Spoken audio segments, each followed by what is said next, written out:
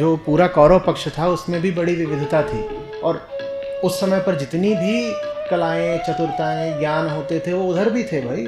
एक शय थी जो इधर थी उधर नहीं थी। क्या? उन्हें कृष्ण से कोई लेना देना नहीं। कृष्ण आज भी हैं, गीता तो है, गीता के प्रति जिज्ञासा होनी चाहिए। वहाँ सारा खेल समझने का है, वहाँ कर्मकांड के लिए कोई स्थान नहीं है। वहाँ पर ग्रंथ से उलझना पड़ता है, एक एक शब्द को भेदना पड़ता है, बात के मूल में जाना पड़ता है। अगर आप ये सब कुछ कर रहे हैं तो आप कृष्ण के साथ हैं। वो जो है, ठीक है, जो सब उपनिषदों का ध्येय है, प्रतिपाद्य विषय है, वो ऐसा है जैसे दूध में मक्खन और मक्खन का भी शिरोभाग, शिरोबिंदु, मक्खन के ऊपर रहने वाला सार भाग है वो, ठीक है। छाछ, छाछ पे मक्खन, और मक्खन में भी सबसे ऊपर। तो पहली बात वो जगत में ही है, दूसरी बात वो जगत का शीर्ष है। पहली बात बाहर कहीं नहीं मिलेगा, यहीं मिलेगा।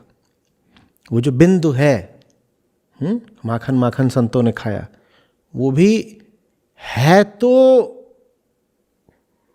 उसी दूध छाछ वाले सिस्टम, उसी व्यवस्था के भीतर ही कहीं का। तुम्हें मथनी जैसा होना चाहिए कि तुम दोनों को अलग कर सको। नहीं तो दूध में तो मक्खन छुपा रह जाता है ना, ये हाथ में आ जाता है, कर सकते हो। तुम्हें कैसा होना है? मथनी जैसा होना है कि तुम मथ पाओ, तुम अलग कर पाओ। तो वह सूक्ष्म है, सूक्ष्म माने सबसे हल्का भी है, सबसे हल्का है, शीर्षस्थ है और अंतर्यामी है, बीच में है। ऊपर भी है, बीच में। जब ऊपर है तो कह देते कूटस्थ है, शीर्षस्थ है, कूटस्थ है, अंतर्यामी है। और इतना ही नहीं है, जगत को सब ओर से घेरकर स्थित है वो। जगत में है माने भीतर है, जगत के ऊपर है,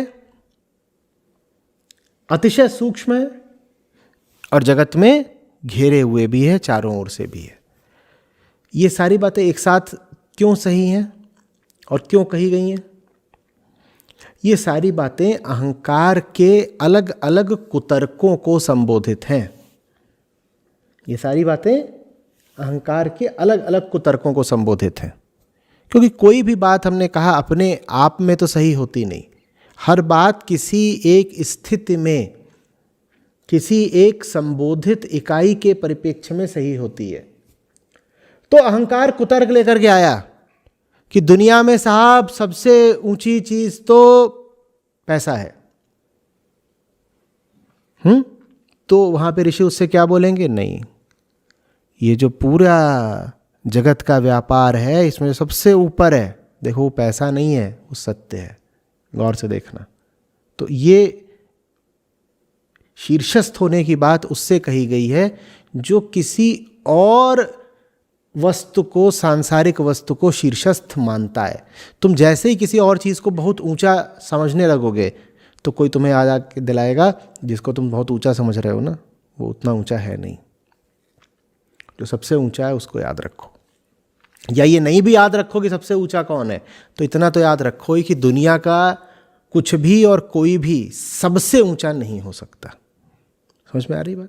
इसी तरीके से जब तुमको ये लगने लगेगा कि दुनिया में कुछ लोग ऐसे हैं जो खास तौर पर प्रतिभाशाली हैं, या जो खास तौर पर चुने गए हैं, या जिनमें कोई खास आध्यात्मिक गुण हैं, तो तुमको क्या याद दिलाया जाएगा? तुम्हें याद दिलाया जाएगा कि वो दूध की बूंद बूंद में है। मुझे बताओ दूध की कौन सी बूंद है जिसमें मक्खन नहीं?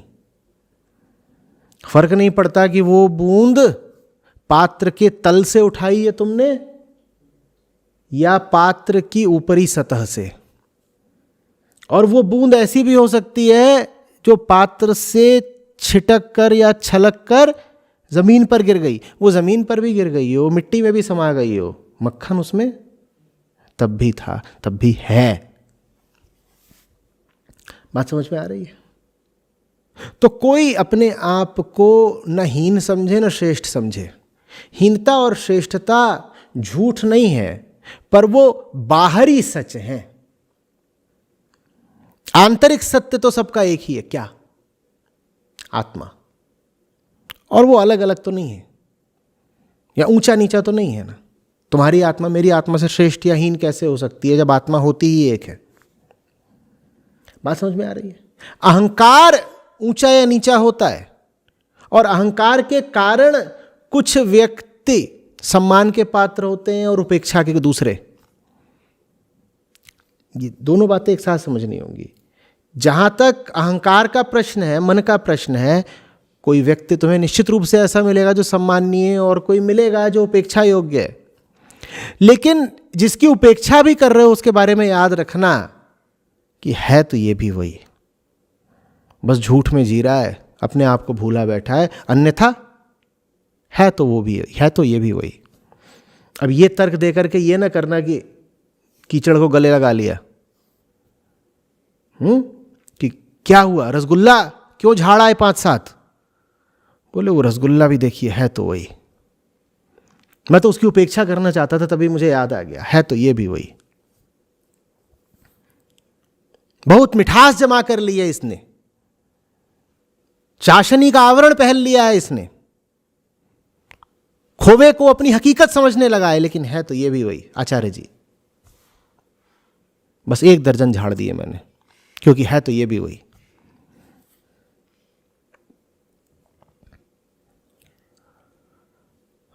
क्या हुआ? सत्र को छोड़ करके वो बाहर किसके साथ घूम रहा था तू? आचार्य जी वैसे तो वो बस कुछ नहीं थी, हाड़ मांस की पुतली है। वो बिल्कुल दिख रहा था, अहंकार बहुत है, राजसिकता बहुत है, अज्ञान बहुत है, पर तभी मुझे आपकी याद आ गई और मैं तो आपका काबिल शिष्य हूं, है तो ये भी वही। तो मैंने कहा जब ये भी परमात्मा ही है तो इसी को क्यों ना भोग लूं। तो आपने बढ़िया किया, आज 3 घंटे तक सत्र चलाया आचार्य जी, 3 घंटे भोग आया, क्योंकि है तो ये भी वही।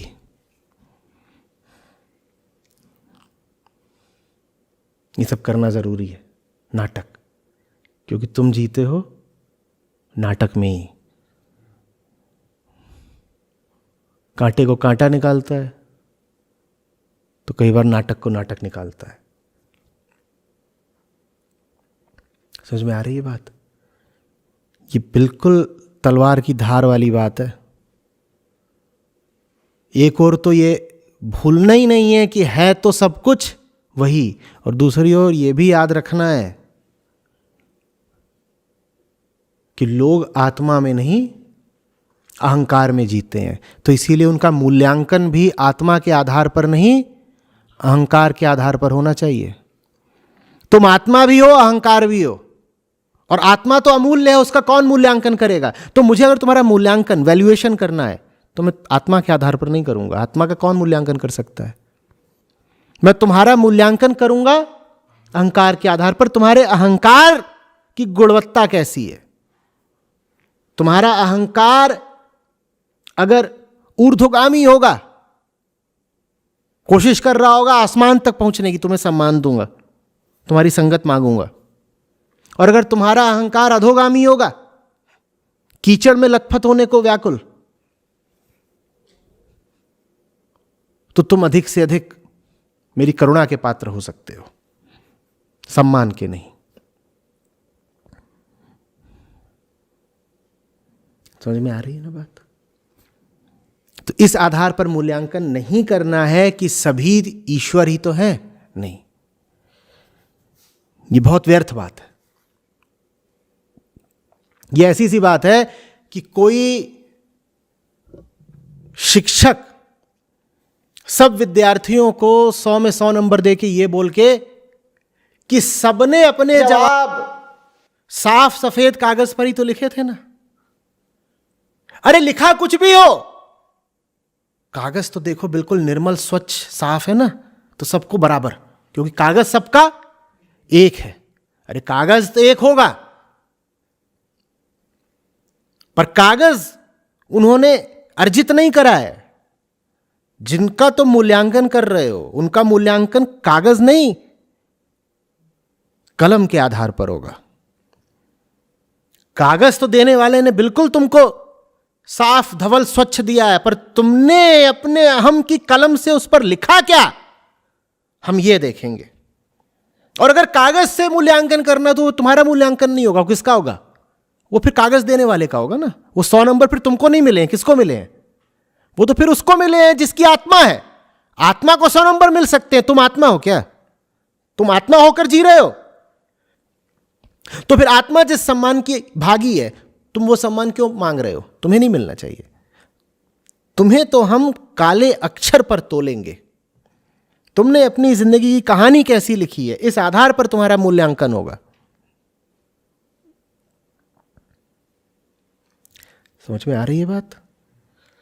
तो सफेद कागज भी याद रखना है और काली स्याही भी, भूलना दोनों में से किसी को नहीं है। दोनों की अपनी अपनी जगह है। अगर बिल्कुल ही भूल गए कि इस गिरे हुए आदमी में भी परमात्मा है, तो तुम घृणा से भर जाओगे, और घृणा का अधिकारी तो कोई भी नहीं होता। कोई कितना भी गिरा हुआ हो, एक आखिरी बात याद रख लेना कि अंतिम संभावना उसकी भी बहुत ऊंची है, बस वो उस संभावना से बहुत दूर है। तो ये बात भूलनी नहीं है। और न ही ये अनर्थ कर देना है कि सबको बोल दिया कि तुम भी परमात्मा, तुम भी सत्य, तुम भी ब्रह्म। ये महा अनर्थ है, ये भी नहीं कर देना है। ये दोनों बातें एक साथ याद रखना मुश्किल होता है, इन्हें एक साथ याद रखेंगे। समझ में आ रही बात? जगत की एक चीज से भाग करके जगत के दूसरे कोने में जा सकते हो, पर उससे भाग कर कहीं नहीं जा सकते। क्यों नहीं जा सकते? क्योंकि वो तुम्हारे भीतर है। च्वांगजू का याद है ना? एक आदमी था जिसको अपनी पदचाप से डर लगता था। He was afraid of the sound of his footsteps. बहुत डरता था, बहुत जोर से भागता था।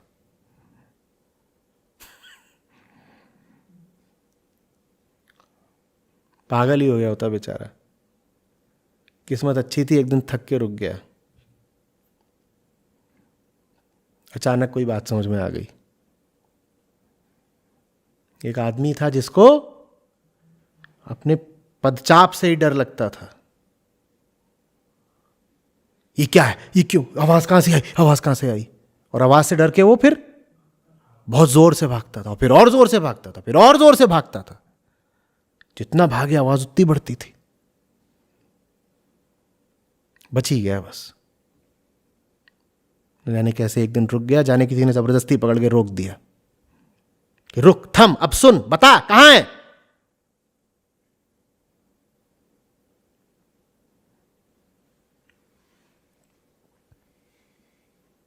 आ रही बात समझ में? कहीं भी भागोगे इस सच्चाई से दूर नहीं जा पाओगे कि तुम अभी सच्चाई से दूर हो। समझ में आ रही बात? झूठ से दूर जा सकते हो, एक झूठ से दूर होकर दूसरे झूठ तक पहुंच जाओगे, पर सच्चाई से अगर तुम दूर हो तो जितने भी झूठों के करीब जाओगे वो तुम्हें और ज्यादा याद दिलाएंगे कि तुम सच्चाई से दूर हो।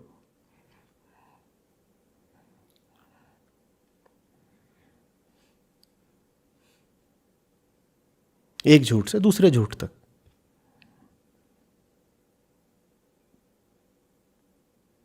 इसको हम बोल देते हैं जीवन यात्रा।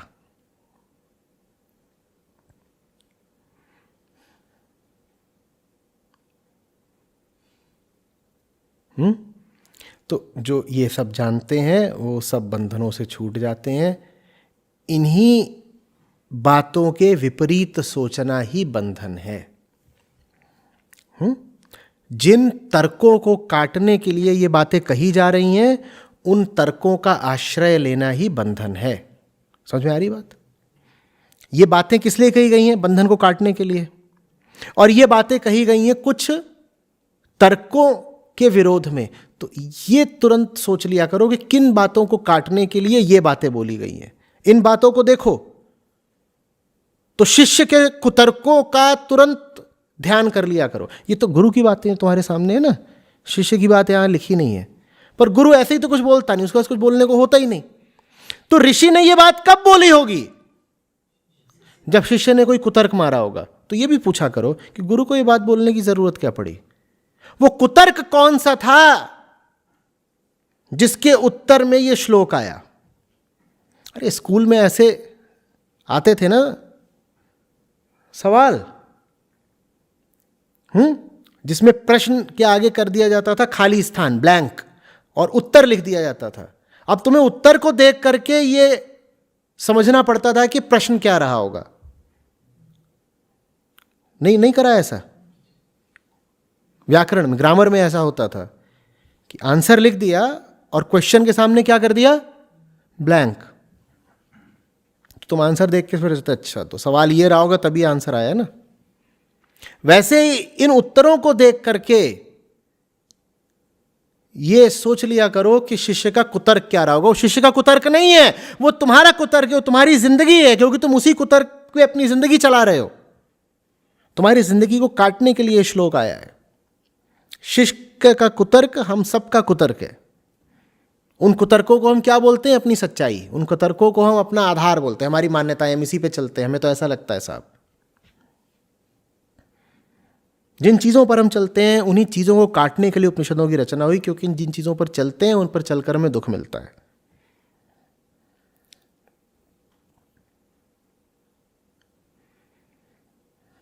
स्पष्ट?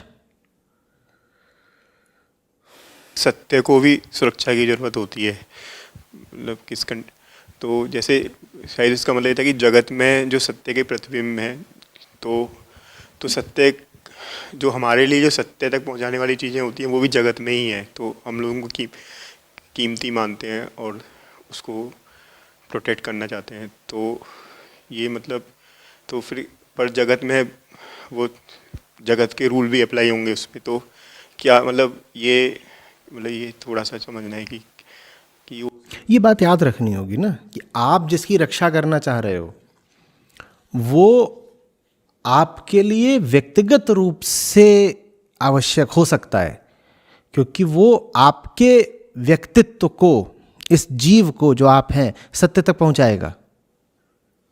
ठीक है? तो वो आपके लिए एक माध्यम की तरह है। माध्यम तो सत्य नहीं होता। माध्यम की रक्षा जरूरी हो सकती है, और ये एक समुचित कारण है माध्यम को रक्षा देने का कि ये मुझे सत्य तक पहुंचाएगा। ठीक है? पर वो माध्यम स्वयं सत्य नहीं है ना।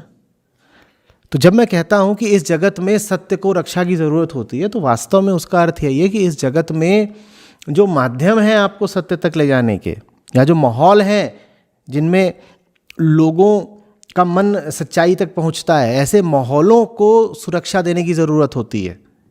लेकिन वो माहौल कोई अपने आप में सत्य नहीं है। मूल्यवान है, बहुत मूल्यवान है, आपके लिए मूल्यवान है, सत्य के लिए मूल्यवान नहीं है।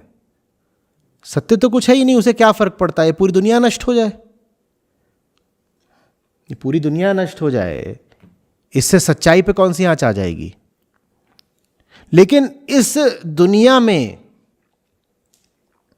जो प्रार्थियों के लिए सच के सहारे हैं और सच की ओर जाने वाले रास्ते हैं, वो अगर नष्ट हो गए तो प्रार्थियों पर बहुत आंच आ जाएगी। नहीं समझ रहे हो? सच तक कोई साधक, कोई प्रार्थी, कोई मुमुक्षु न पहुंचे, सच को कोई फर्क पड़ता है? लेकिन अगर कोई वहां तक नहीं पहुंचा तो किसको फर्क पड़ेगा? जो नहीं पहुंचे उन्हें जरूर फर्क पड़ जाएगा। तो सच के लिए कुछ भी मूल्यवान नहीं है। सच तो स्वयं अमूल्य है, इनवैल्यूएबल। तो सच के लिए तो कोई भी चीज मूल्यवान नहीं है, वैल्यूएबल नहीं है। लेकिन तुम अगर सच को अमूल्य कहते हो तो तुम्हें दुनिया में उन सब चीजों को मूल्य देना पड़ेगा जो तुम्हें सच की ओर ले जाती हैं। उनकी सुरक्षा करनी पड़ेगी अपनी खातिर, सच की खातिर नहीं, अपनी खातिर। तो ये मत सोच लेना कि मैंने कह दिया सच को सुरक्षा की जरूरत है तो तुम सच पे एहसान कर रहे हो सच को सुरक्षा देके।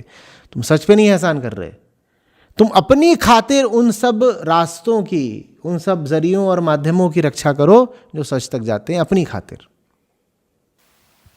और एक और सवाल है आचार्य जी कि जैसे कोड और कंपाइलर की बात हुई थी, तो जो कंपाइलर तो जो माध्यम है फिर वो भी कोड और कंपाइलर वाले के ही पार्ट है। तो इसका मतलब है कि कोड में ये भी है कि वो सच का हिंट्स हमको दे। बिल्कुल बिल्कुल, ये खास तरह के कोड और कंपाइलर है जिनमें ये संभावना छुपी हुई है कि तुम इस कोड कंपाइलर सिस्टम से बाहर आ सकते हो।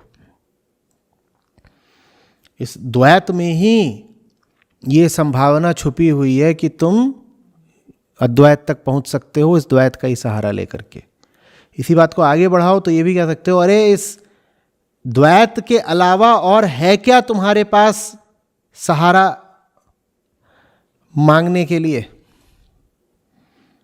तुम्हें और किससे सहारा मिलेगा? इस दुनिया के अलावा तुम कहां जाओगे सहारा पूछने के लिए? तो जो है यहीं पर है। वही बात यहां आगे श्लोक में भी कही गई है, समस्त प्राणियों में छुपा हुआ है। वो समस्त प्राणियों में छुपा हुआ है, सर्वभूतेषु गूढ़ः। तुम्हारा सहारा तुम्हारे इस कचरे के भीतर ही छुपा हुआ है। उस कचरे को तुम मान सकते हो कि इस खाल के भीतर का कचरा, ऐसे भी देख सकते हो खाल के भीतर क्या, मलमूत्र गंधाता कचरा। उसी कचरे के भीतर एक खास जड़ी छुपी हुई है जो तुम्हारा उपचार करेगी। और उसी बात को ऐसे भी देख सकते हो कि पूरी दुनिया क्या, कचरा ही कचरा। लेकिन इसी दुनिया में ऐसे सहारे भी छुपे हुए हैं, ऐसे गुप्त द्वार भी छुपे हुए हैं। गुप्त द्वार क्यों बोले, खुली किताब है जो तुमको इस दुनिया से बाहर निकालते हैं, मुक्ति देते हैं। जैसे भूल भुलैया से बाहर जाने के रास्ते कहाँ होते हैं? भूल भुलैया में ही होते हैं। तो जगत से जो चीज तुमको तार सकती है, उद्धार के वो रास्ते भी जगत में ही मिलेंगे। वो तुम्हारी अब मर्जी और तुम्हारी कुशलता पर है कि तुम भूल भुलैया की दीवारों पे सर पटक पटक के मर जाते हो या होशियारी से रास्ते दरवाजे खोज लेते हो। ज़्यादातर लोगों क्या होता है, भूल भुलैया में ऐसा नहीं होता कि तुम्हें कोई रास्ता नहीं मिला। गए हो भूल भुलैया, गए हो? वहाँ ऐसा थोड़ी होता है कि रास्ता नहीं मिला, रास्ता नहीं मिला। वहाँ रास्ते सबके पास होते हैं, रास्ते ही रास्ते हैं उसके अंदर, तभी तो भूल भुलैया है। और हर किसी को क्या लग रहा होता है, मुझे मिल गया रास्ता, सही रास्ता मिल गया। वहाँ तुम्हें कोई ऐसा नहीं मिलेगा जो सर खुजा रहा हो कि अरे रास्ता नहीं मिल रहा। वहाँ हर व्यक्ति तुम्हें चलता ही नजर आएगा। जैसे संसार में हर कोई गति कर रहा है, वहाँ भी हर आदमी चल रहा होता है, चल ही रहे हैं, सब चल रहे हैं, सबको पूरा भर मिल गया। इस बार तो मिल गया। 6 बार से बेवकूफ बन रहे थे, इस बार तो मिल ही गया। ये भूल भुलैया है, जहां दरवाजे और भरोसा ऐसे हैं जैसे किसी शातिर अपराधी के 2 हाथ, वो आपस में मिलके काम करते हैं। दरवाजे माने वो जो तुम्हें विकल्प दिखाई देते हैं दुनिया में, 1 दरवाजा, 2 दरवाजा, 3 दरवाजा। भरोसा माने उन विकल्पों में तुम्हारी वो बुद्धि जो चुनाव करती है कि यही दरवाजा तो सही है। तो ये जो हमारा इतना पिटा हुआ अंजाम है, ये दरवाजों और भरोसों की साजिश का छुपा परिणाम है।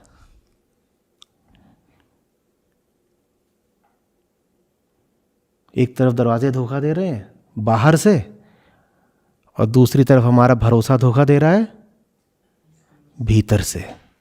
दोनों तरफ से धोखा खा गए बच्चों।